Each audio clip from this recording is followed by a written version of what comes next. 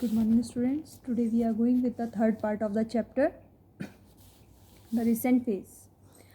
1980 के बाद में जो डेमोक्रेसी थी वो तेज़ी से फैलनी शुरू हुई। जो सोवियत यूनियन था उसका जो विघटन शुरू हुआ 1991 के बाद, उसने इस प्रोसेस को और ज़्यादा तेज़ कर दिया। सोवियत यूनियन जो थी वो जो उसके 15 रिपब्लिक्स वो देश थे वो इंडिपेंडेंट कंट्री में डिवाइड हो गए थे और अधिकतर ने प्रजातांत्रिक संगठन को अपनाया था, प्रजातांत्रिक तरीक़ों को अपनाया था। जो डेमोक्रेसी थी वो लैटिन अमेरिका के देशों में बहुत तेज़ी से आई थी। पाकिस्तान और बांग्लादेश भी इस समय पर, जो 1990s का समय आया था, उस समय पर जो मिलिट्री रूल था उससे आज़ाद हुए थे। आज़ाद होने के बाद वहाँ पर मिलिट्री का अधिकार चलता था, तो मिलिट्री रूल से वो आज़ाद हुए 1990 के 90 के आसपास। लेकिन जो पाकिस्तान है वो अपनी इस बदलाव को, यानी कि डेमोक्रेसी को, लंबे समय तक बनाए नहीं रख पाया और 1999 में general Pervez Musharraf military rule को लेकर वापस आ गए और उन्होंने पाकिस्तान की सत्ता पर अपना अधिकार प्राप्त कर लिया। नेपाल के जो राजा थे उन्होंने भी अपने देश को एक प्रजातांत्रिक देश बनाने के लिए उन्होंने अपने बहुत से अधिकार छोड़ दिए थे, लेकिन 2005 में जो नए राजा बनाए गए उन्होंने वापस से वहाँ पर जो पॉलिटिकल आज़ादी मिली थी उनको अधिकतर ख़त्म कर दिया और वापस से शाही तंत्र लाने की कोशिश की।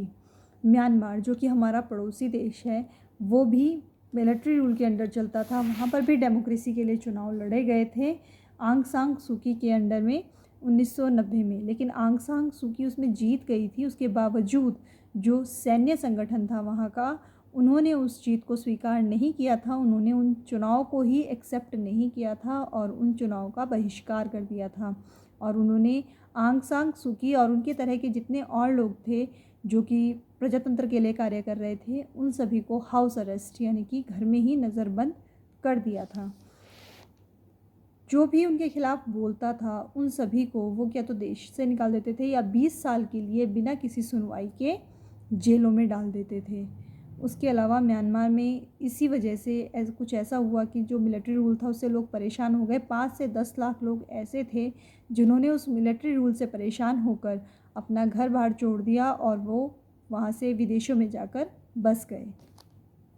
Despite being house arrest, Aung San Suu Kyi continued to campaign for democracy. House arrest होते हुए भी आंग सान सूकी ने बहुत सी कोशिशें की किसी भी तरह से आगे आने की और देश में के अंदर डेमोक्रेसी लेके आने की, और इस वजह से उन्हें शांति का नोबेल पुरस्कार भी मिला। आंग सान सूकी को शांति का नोबेल पुरस्कार भी प्राप्त हुआ। हालांकि अभी भी म्यांमार में लोग अपनी पूर्णतः जो प्रजातंत्र होता है उसके लिए अभी भी लड़ाई लड़ रहे हैं।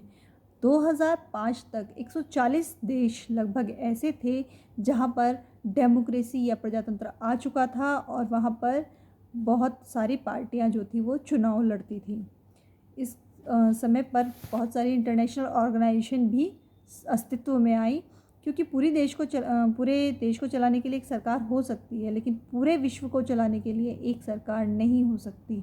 तो देशों को सपोर्ट करने के लिए छोटी मात्रा में अलग अलग जो यूनियंस थी वो निकल कर सामने आई, जैसे कि यूनाइटेड नेशन क्या करता है, ये अंतर्राष्ट्रीय कानून बनाने में मदद करता है। जो अंतर्राष्ट्रीय सीमाओं के कानून होते हैं या अंतर्राष्ट्रीय नियम जो लोगों पर लागू होते हैं वो सब यूएन डिसाइड करता है, यूनाइटेड नेशन डिसाइड करता है। सिक्योरिटी, इकोनॉमिक डेवलपमेंट और सोशल इक्वलिटी, इनके लिए ये लड़ाई लड़ता रहता है और देशों की मदद करता रहता है। यूएन सिक्योरिटी काउंसिल, जो यूनाइटेड नेशन की सिक्योरिटी काउंसिल है, वो अलग है।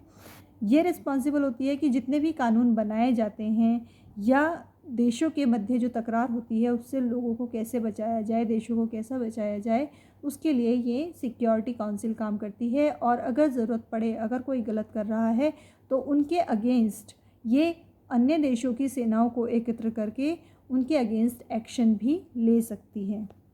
इंटरनेशनल मॉनेटरी फंड और world bank. International monetary fund और वर्ल्ड बैंक, इनका कार्य क्या है कि अगर ज़रूरत होती है तो ये अन्य देशों को लोन देते हैं और उसके बदले में ये पूछते हैं कि उनकी संपत्ति कितने की है ताकि वो उसके आधार पर लोन दे सकें। Case of UN. ये भले ही अंतर्राष्ट्रीय रूप से बने हुए हैं, लेकिन ये पूर्णतः आज़ाद नहीं है, इनके ऊपर भी कंट्रोल किया जाता है।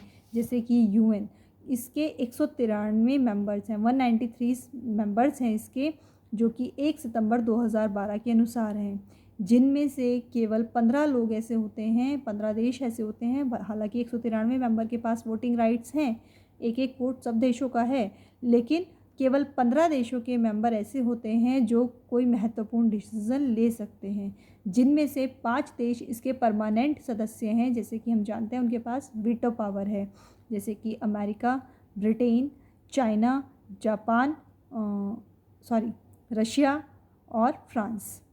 जापान नहीं है। इसके अलावा 2-2 सालों के लिए बाकी के जो 10 सदस्य होते हैं वो 2-2 सालों के लिए चुने जाते हैं।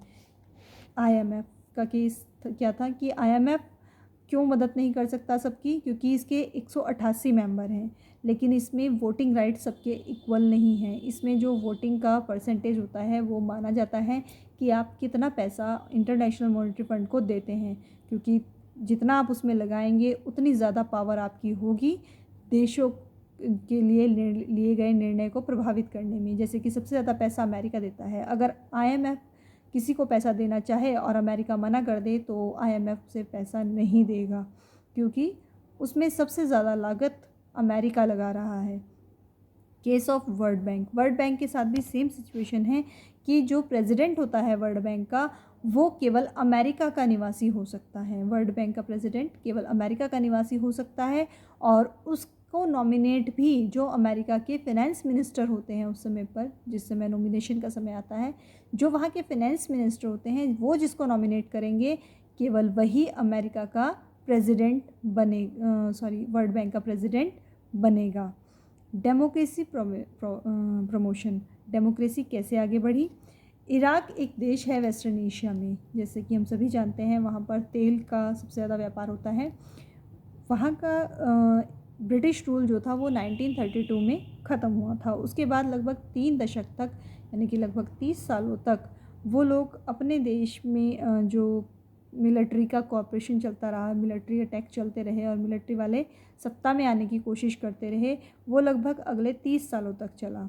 और उसके बाद जो एक अरब सोशलिस्ट पार्टी थी, जिसके जो फाउंडर थे वो थे सद्दाम हुसैन, तो जो लीडर थे वो सद्दाम हुसैन थे, और उन्होंने 1968 में कब्ज़ा कर लिया था और की रोल उन्होंने ही निभाया था वहाँ पर। अपना जो उस समय पर जो मिलिट्री का कॉप चला था उसमें सबसे ज़्यादा बड़ा की रोल सद्दाम हुसैन ने निभाया था, और वही 1968 में आगे निकलकर सामने आए थे और उन्होंने अपनी पार्टी को जिताकर सत्ता पर काबिज़ कराया था।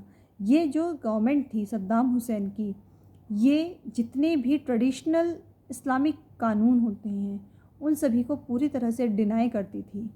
ये औरतों को पूर्णतः सुरक्षा देने में, उनके अधिकार देने में यकीन रखती थी। तो इन्होंने वहाँ की औरतों को वोट देने का अधिकार दिया और ऐसे बहुत से अधिकार दिए जो कि अन्य अरब देशों में लागू नहीं होते थे। यानी कि औरतों के ऊपर जो अन्य अरब देशों में लागू होते थे कानून, वो इनके यहाँ लागू नहीं होते थे।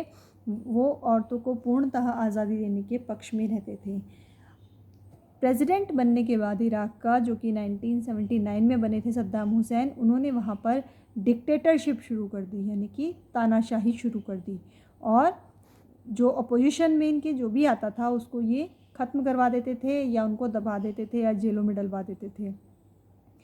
उस समय पर यूएस, अमेरिका और उसकी जो अलाइज कंट्रीज़ थी, जो उनके सहायक देश थे, उन सभी ने मिलकर यूएन में शिकायत की कि जो सद्दाम हुसैन है इराक़ में इस तरह के हथियार बना रहा है, न्यूक्लियर वेपन्स बना रहा है, जिससे कि विश्व को बहुत बड़ा खतरा हो सकता है।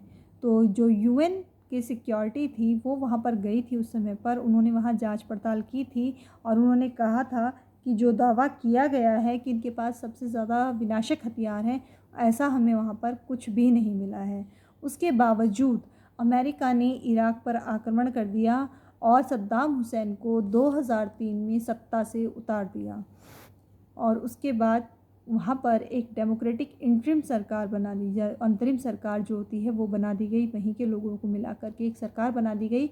और साथ ही साथ उसका तर्क ये दिया गया कि अगर ऐसा नहीं किया जाता है तो जो डिक्टोरियल रूल है यहाँ का, यानी कि जो तानाशाही सरकार है वो चलती रहेगी और तानाशाही यहाँ पर ख़त्म नहीं होगी, और डेमोक्रेटिक जो रूल्स है वो केवल इन लोगों के द्वारा आएगा जिन्हें हमने यहाँ का शासक बनाया है।